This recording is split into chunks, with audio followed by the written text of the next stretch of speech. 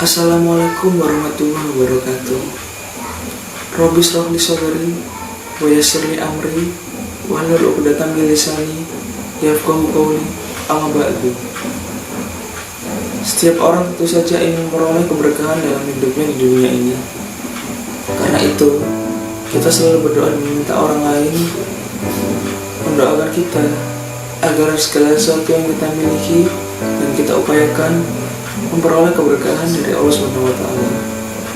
Secara harfiah, berkah berarti an-nama wa ziyadah, yakni tumbuh dan bertambah. Ini berarti adalah kebaikan yang bersumber dari Allah yang ditetapkan terhadap sesuatu sebagaimana mestinya, sehingga apa yang diperoleh dan dimiliki akan selalu berkembang dan bertambah besar manfaatnya. Kalau sesuatu yang kita miliki membawa pengaruh negatif, maka kita berarti tidak memperoleh keberkahan yang diidamkan itu. Namun, Allah SWT tidak sembarangan memberikan keberkahan kepada manusia. Ternyata Allah hanya akan memberikan keberkahan itu kepada orang yang beriman dan bertakwa kepadanya. Janji Allah untuk memberikan keberkahan kepada orang yang beriman dan bertakwa dikemukakan dalam firman-Nya yang artinya, jikalau sekiranya penduduk negeri-negeri beriman dan bertakwa, pastilah kami akan melimpahkan kepada mereka berkah dari langit dan bumi. Tetapi mereka mendustakan ayat-ayat kami, maka kami siksa mereka disebabkan perbuatannya. Apabila manusia, baik secara pribadi maupun kelompok atau masyarakat, memperoleh keberkahan dari Allah SWT, maka kehidupannya akan selalu berjalan dengan baik.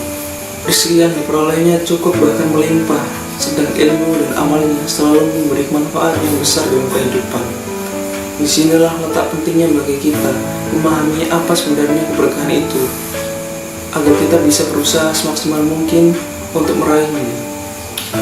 Pada bulan puasa seperti sekarang ini, salah satu cara agar mencapai keberkahan itu adalah dengan melakukan puasa itu sendiri. Dia yang dirahmati Allah SWT, makna puasa dalam bahasa Arab yaitu adalah saum. Saum berarti adalah menahan. Menahan dari makan, minum, dan menahan untuk berbuat jelek. Yang paling berat dari semua itu adalah untuk menahan berbuat jelek. Bila kita dipukul oleh orang, maka kita diperbolehkan untuk membalas perbuatan tersebut, asalkan memukul di bagian yang sama dengan kuota yang sama pula. Saat berpuasa, kita diperintahkan untuk menahan berbuat jelek. Menjaga puasa juga dengan menjauhi segala sikap dan tindakan yang akan mengurangi keberkahan puasa kita. Emosional, berdusta dalam perkataan, ghibah, maupun kemaksiatan secara umum. Hal semacam ini selain dilarang secara umum bagi seorang muslim, juga akan mempengaruhi kualitas puasanya di hadapan Allah SWT. Jauh sebelumnya Rasulullah SAW telah mengingatkan kepada kita dari sebuah hadisnya, betapa banyak orang yang berpuasa tapi tidak mendapat pahala apa-apa dari puasanya kecuali hanya lapar, dan betapa banyak orang yang sholat malam tarawih tapi tidak mendapatkan apa-apa selain begadang saja. Hadirin yang dirahmati Allah SWT, maka kita dapat mengambil pelajaran dari hadis tersebut untuk kemudian meneliti hari-hari Ramadan kita dengan penuh kehati-hatian dan perhitungan. Siapapun kita tidak akan pernah rela jika hanya mendapat lapar dahaga saja di bulan puasa ini. Manusia merupakan produk yang diciptakan Allah SWT yang terakhir. Produk yang pertama adalah malaikat, kemudian Allah menciptakan setan, lalu menciptakan para binatang, dan akhirnya menciptakan manusia. Karena manusia merupakan produk Allah yang diciptakan terakhir, maka di dalam manusia itu terdapat malaikat, setan, dan juga binatang. Pada manusia seperti malaikat selalu melakukan kebaikan dalam hidupnya, sedangkan pada manusia seperti setan selalu melakukan kejelekan dalam hidupnya. Dan pada manusia seperti binatang, seluruhnya hanya di pikirannya hanyalah makan dan makan.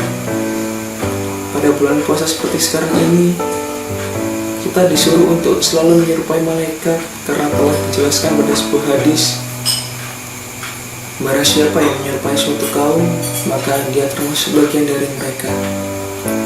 Hadirin yang dirahmati Allah Subhanahu wa Ta'ala, jika menyerupai malaikat, maka kita akan termasuk kaum dari malaikat yang insya Allah akan masuk ke dalam surganya Allah Subhanahu wa Ta'ala. Akhirnya menjadi jelas bagi kita bahwa keberkahan dari Allah dari bagi kita, bahwa keberkahan yang kita dambakan itu memperolehnya harus dengan berdoa dan berusaha yang sungguh-sungguh, yakni dalam bentuk memantapkan iman dan takwa serta selalu menjadikan Al-Quran sebagai pedoman dalam hidup ini. Saya rasa cukup sekian apa yang bisa saya sampaikan. Wabillahi taufiq wal hidayah. Wassalamualaikum warahmatullahi wabarakatuh.